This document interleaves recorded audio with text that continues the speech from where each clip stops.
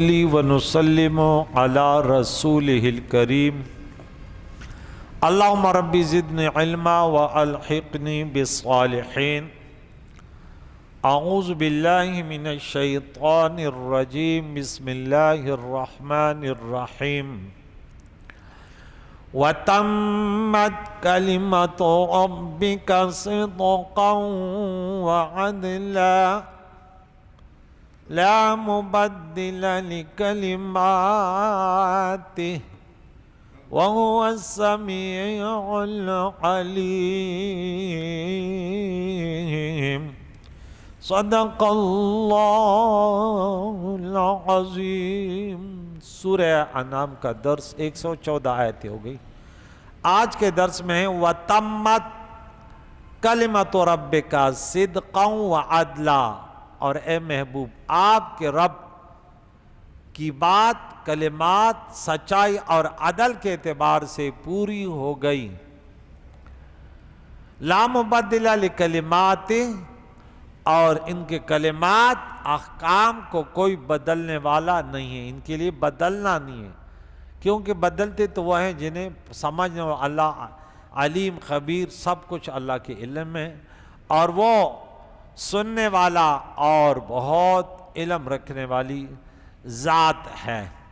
اس آیت مبارکہ میں کریم مولا نے فرمایا کہ تیرے رب کے کلمے صدق اور عدل، اس کا معنی کیا ہے؟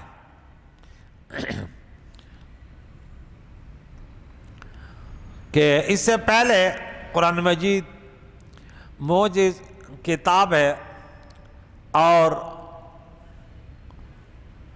مزید انہوں نے یعنی اس کی ہر آیت معجزہ ایک نبی کا معجزہ ہے۔ ان کو حضور علیہ السلام کو تسلی دی کہ ایمان نہیں لانے والے یہ ادھر ادھر کے بہانے کرتے، باقی ان کو پتہ ہے والذین آتیناہم الکتاب یعلمون انہ منزل من ربک۔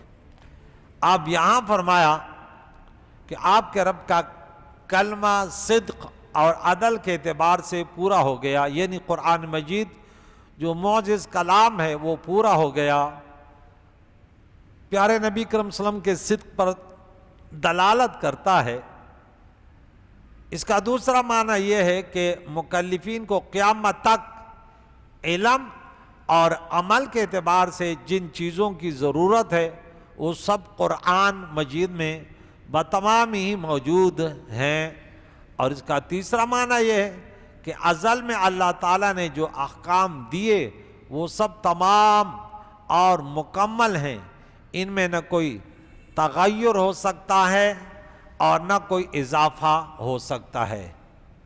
جیسے کہ حدیث مبارکہ میں ہے عبداللہ بن عباس رضی اللہ تعالیٰ عنہ سے مروی، حضور علیہ السلام نے فرمایا قلم اٹھا لیے گئے ہیں اور صحیفے خشک ہو چکے ہیں، جو ہونا تھا جو ہوگا وہ سب مرقوم ہو چکا ہے، سب کچھ کمپلیٹ ہو چکا ہے۔ تو اس آیت میں اللہ تعالیٰ کے کلمے کو جو صدق اور عدل فرمایا ہے، اس کا چوتھا معنی یہ ہے کہ قرآن مجید کی آیات دو قسم کے ہیں۔ ایک قسم میں خبریں ہیں، اخبار، گزشتہ واقعات اور آنے والے واقعات کے اخبار ہیں۔ ہم نے آدم علیہ السلام کے قربانی کے اعتبار سے سورہ نمبر 5 آیت نمبر 27 میں کہ اتلو نبأ بنی آدم، انہیں آدم علیہ السلام کے دو بیٹوں کا واقعہ سنی، اذ قرب قربانا۔ تو ان میں خبریں ہیں، اور دوسری قسم جو ہیں وہ عقائد اور احکام شرعیہ ہیں۔ صدق کا تعلق قرآن مجید کی دی ہوئی خبروں کے ساتھ ہے، اور عدل کا تعلق عقائد اور احکام شرعیہ کے ساتھ ہے، یعنی اس کی دی ہوئی تمام خبریں صادق ہیں، سچی ہیں، لاریب ہیں، اور اس کے بیان کردہ عقائد اور احکام شرعیہ سب عادل ہیں، یعنی متوسط ہیں اور صحیح ہیں، کیونکہ عدل کا معنی متوسط، جو افراط اور تفریط کے درمیانی کیفیت کا نام ہے۔ اللہ تعالیٰ کے کلام میں امکان کذب نہیں ہے۔ اس پر بڑے گفتگو کی ہے، لیکن چونکہ عوام کی سمجھ ورا ہے۔ پھر آگے کریم مولا نے فرمایا اللہ تعالیٰ کے احکاموں کے لیے کوئی بدلنے والا نہیں ہے۔ اور 116 نمبر آیت میں وَإِن تُطِعْ، اور اے مخاطب اگر تو اطاعت کرے گا، اکثر من فی الارض یضلوک، اگر تو زمین کے اکثر لوگوں کی اطاعت کرے گا تو وہ تجھے بہرا کر دیں گے، تمہیں گمراہ کر دیں گے۔ سبیل اللہ، اللہ کے دین سے، اللہ کے راہ سے، صراط مستقیم سے، نبی کے طریقوں سے۔ إِن يَتَّبِعُونَ إِلَّا الظَّنَّ، اور یہ پیروی نہیں کرتے مگر گمان کی۔ وَإِنْهُمْ إِلَّا يَخْرُصُونَ، اور یہ صرف قیاس آرائیاں کرتے ہیں، اٹکل پر چلنے والے ہیں۔ اور إِنَّ رَبَّكَ هُوَ أَعْلَمُ مَن يُضِلُّ عَن سَبِيلِهِ، اور تیرا رب خوب جانتا ہے اس کو جو راستے سے بھٹک گیا ہے۔ اور وَهُوَ أَعْلَمُ بِالْمُهْتَدِينَ، اور وہ خوب جانتا ہے ہدایت پانے والوں، ہدایت یافتہ کو۔ یہاں پہ اس سے پہلی آیتوں میں اللہ تعالیٰ نے پیارے عقائد و جان کی نبوت پر کفار کے شبہات بیان کیے اور ان کے جوابات دیے۔ اس کے بعد فرمایا جب حق واضح ہو گیا پھر بھی اگر کوئی پیارے عقائد و جان کی نبوت کا انکار کرے اور آپ کے پیغام کو نہ مانے تو وہ محض اپنے گمان کی پیروی کرنے والا اور گمراہ ہوگا، اس کے علاوہ کوئی اور نہیں۔ اس آیت میں فرمایا کہ زمین کے اکثر لوگ تمہیں گمراہ کر دیں گے، اور گمراہ کرنا گمراہ ہونے کی فرع ہے، اور گمراہی 3 چیزوں میں متصور ہو سکتی ہے، ان کا تصور کیا جا سکتا ہے 3 چیزوں میں، یاد رکھیے وہ چیزیں کون سی ہیں۔ الوہیت کے اعتقاد میں انسان گمراہ ہو سکتا ہے اللہ کے بارے میں۔ نمبر 2 نبوت کے اعتقاد میں، اور نمبر 3 اور احکام شریعہ کے اعتقاد میں، 3 چیزوں میں انسان بھٹک سکتا ہے۔ الوہیت کی تفصیل، الوہیت کے اعتقاد میں گمراہی یہ ہے کہ کوئی شخص اللہ رب العزت کے وجود کو نہ مانے، جیسے دہریہ ہیں تو بھٹک گئے، یا متعدد اللہ خداؤں کو مانے جیسے مشرکین عرب اور بت پرست جو بھی ہیں تمام اس میں شامل ہیں، یا وہ لوگ جو اللہ کے بیٹے مانتے ہیں جیسے عیسائی حضرت عیسیٰ علیہ السلام کو، اور یہودی حضرت عزیر علیہ السلام کو، یہ عقیدہ الوہیت میں بھٹک گئے ہیں۔ نمبر 2 نبوت کے اعتقاد میں بھٹکنا گمراہی کیا ہے کہ مطلقاً نبی کو نہ مانے جیسے ہندو، سکھ اور بد مذہب، یا حضور علیہ السلام کے آنے اور ختم نبوت کے بعد کسی نبی کا عقیدہ رکھیں، کسی اور نبی کے مبعوث ہونے کا اعتقاد رکھے جیسے مرزائی بھائی اور دیندار جو صدیق چند پشو شور کو مانتے ہیں، یا سیدنا محمد صلی اللہ علیہ وسلم کے اصحاب کو لعن طعن اور تبرہ کرنے والے جیسے رافضی ہیں، یا آپ کی آل اطہار کو برا کہنے والے ہیں جیسے نازبی ہیں، یا دونوں کو برا کہنے والے ہیں جیسے خارجی ہیں۔ یہ تمام کے تمام کس میں؟ یہ نبوت کے اعتقاد میں بھٹک گئے ہیں، گمراہ ہو گئے۔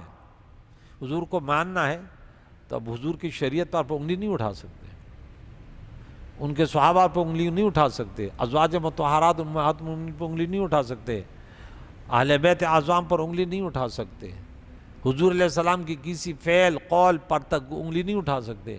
وہ مطلقاً وَمَا آتَاكُمُ الرَّسُولُ فَخُذُوهُ، اس میں نہیں کہ جو تمہارے عقل کے مطابق ہو، نہیں، تمہارے عقل میں آئے یا نہیں، جو دے لو، جو نہ منع کریں باز رہو۔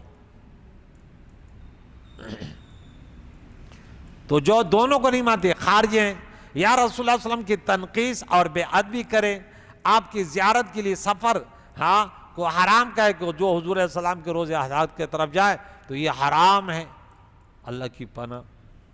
اور بتوں کے حق میں نازل شدہ آیات کو آپ پر منطبق کریں.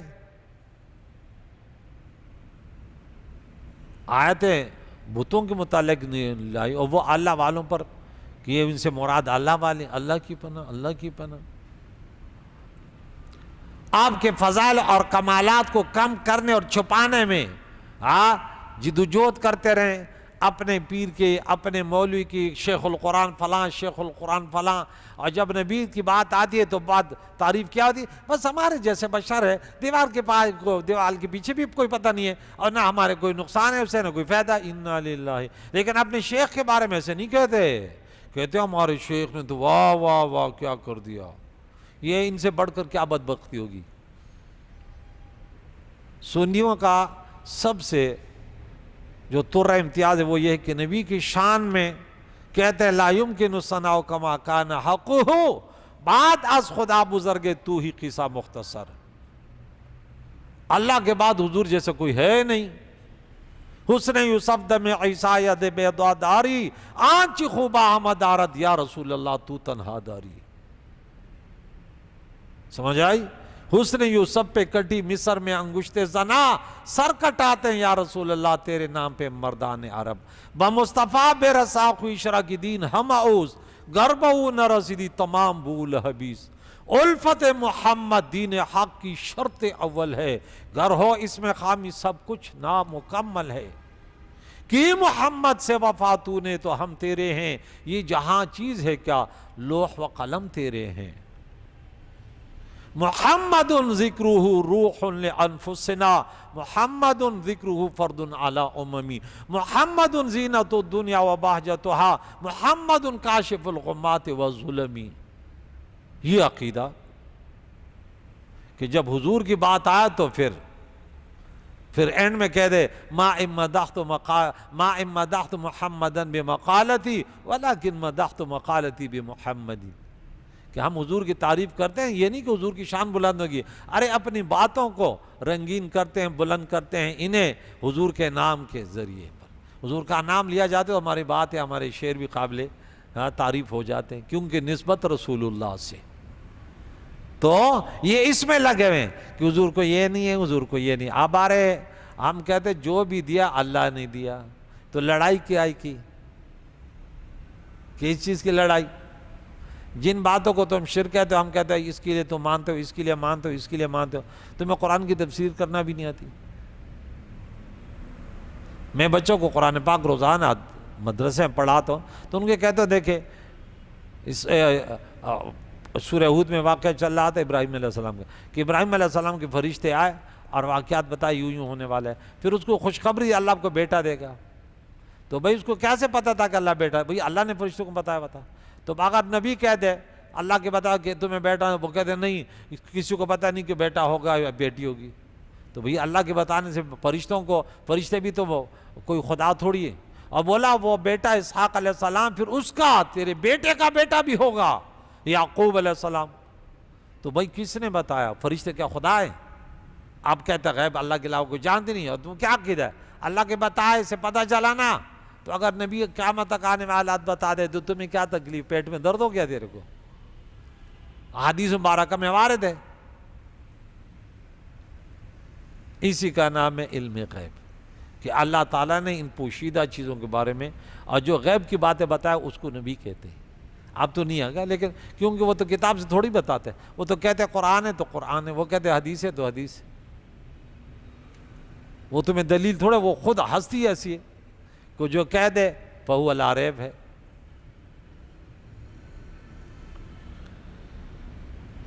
یا دوسری جانب غلو کر کے آپ کے بشر ہونے کا انکار کرے، یہ بھی کیا ہے؟ نبوت کے اعتقاد میں گمراہی ہے. آج تک بہرحال میں نے نہ کسی کتاب میں دیکھا نہ کسی کا عقیدہ دیکھا کہ اس نے حضور کی بشریت کا انکار کیا. اگرچہ ممبروں پر سنا ہے جھوٹے مولویوں سے کہ اکثر کہتے سنی بھی نبی کی بشریت کا انکار کرتے ہیں، لیکن میں نے نہ دیکھا ہے نہ سنا ہے. جھوٹوں پر خدا کی لعنت ہوتی ہے. یا آپ کے لیے ذاتی علم غیب اور ذاتی قدرت مانے یا آپ کے کمالات اللہ تعالیٰ کے مساوی مانے تو یہ سب کیا ہے؟ نبوت میں اعتقاد، نبوت کے اعتقاد میں گمراہی۔ نمبر 3 آخری وجہ بتاتا ہوں، احکام شریعہ میں گمراہی کیا ہے؟ جس کام کو نبی اکرم صلی اللہ علیہ وسلم نے حرام قرار دیا ہو اس کو مستحب جاننا، جیسے شیعہ ماتم کرنے کو حضور نے فرمایا حرام ہے اور یہ کہتے یہ جائز ہے۔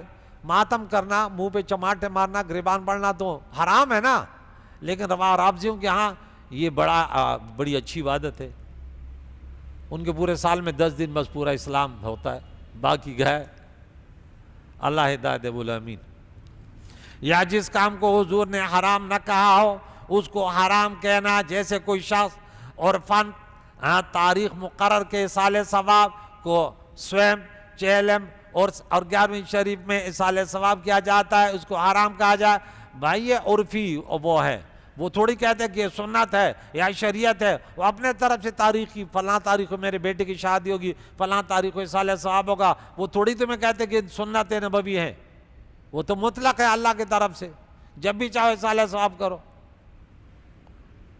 یا میلاد شریف کے عنوان سے رسول اللہ صلی اللہ علیہ وسلم کے فضائل وہ ان میں ٹانگ اڑا کہ یہ تو یعنی یہ کرنے والے یعنی حضور علیہ السلام کے کمالات بیان کرنا کہہ دیا جہنمیوں کا کام ہے۔ انا للہ و انا الیہ راجعون، افسوس کی بات ہے۔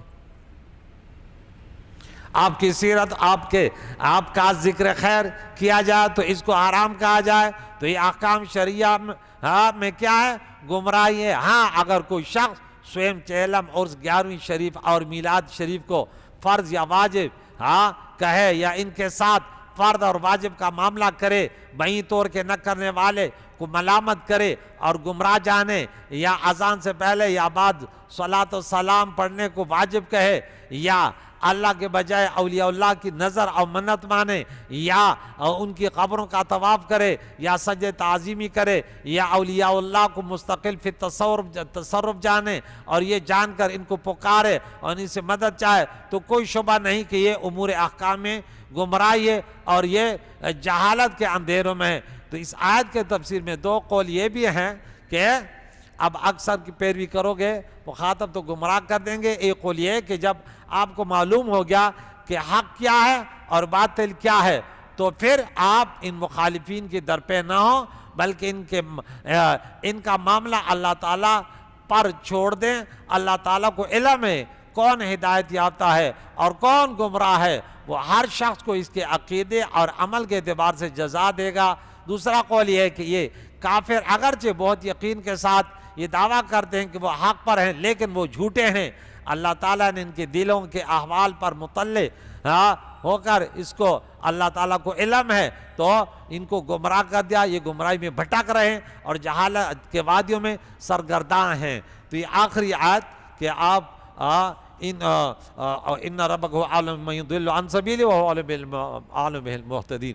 کریم مولا قرآن مجید کے تعلیمات سے ہم سب کو بہرامند فرمائے، اللہ غلط نظریاتوں سے، غلط اعمال سے بچائے، یا اللہ پیارے نبی کی پیاری شریعت کو سیکھ کر اس پر عمل کرنے کی توفیق عطا فرما۔ وصلی اللہ تعالی علی محمد و صحبہ اجمعین برحمتک یا ارحم الراحمین۔